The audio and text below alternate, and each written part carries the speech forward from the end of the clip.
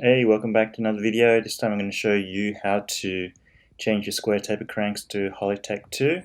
What you're going to need is a square taper crank removal tool, a bottom bracket removal tool, a shifter, and a new BB, Hollowtech 2 BB, the tool to install the BB, as well as this tool has a little spindle for that little top cap there that you see in black on the end of the spindle, and then Hollowtech 2 cranks. So first thing you do is measure your BB size so you know what bottom bracket to get. Mine's 68 millimeters, and then this is the one I got. You can see it fits 68 millimeters and 73 millimeters. Yeah, and just make sure your cranks match the same spindle size. Alright, so when I got the BB, I didn't know if it came with spacers or not, but yeah, for anyone wondering, it does. Spacers, left cup, right cup. So the first thing you want to do is just take off your old cranks, just using an Allen key anti-clockwise. Next thing you want to do is wind in your crank removal tool. Make sure that silver bit's all the way unwound before you wind in the bottom bracket tool. And then just give it a swing to make sure it's in there straight. Next thing I do that I find really helps is just give it a little bit of a tighten to make sure the threads are snug in there. And just wind it clockwise and it should pop off.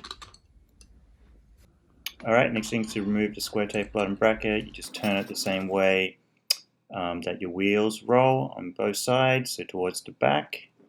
And once it's out, just give it a clean. Alright, so there's a left side, has a little L on there, and a right side with R. And then just give it a grease on the threads on both sides. Okay, so next thing, depending on your bike, you have to look where the spacers go. Here's a little diagram, but basically I have to put a thick one on the left here, and then on the right side, thick, thin, medium, and then yeah, you just tighten it up with the tool, and the recommendation is 35 to 50 Newton meters, so that's pretty tight. Alright, next thing you do is grab your crank and push it through. Some people use a rubber mallet here, but yeah, you can just use your hand to tap it in. Alright, you can put your other crank arm on. You'll notice that I actually have a little gap between the side of the crank and where the shaft ends. So I thought this wasn't right, so I had to take my spacer out. Yeah, these cranks came with a spacer on the axle. I don't know if yours will or not. Also, don't forget to grease your axle.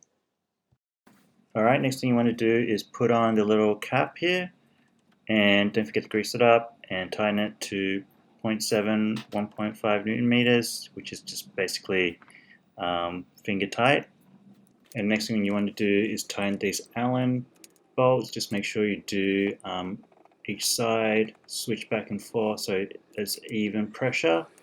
Make sure the little tab in between the bolts is pushed down all the way. And yeah, tighten each one to 12 to 14 Newton meters, and that's it. Alright, that's the video. Hope you liked it. If you have any tips, leave them in the comments below, and thanks for watching, and stay tuned for the next video. Cheers.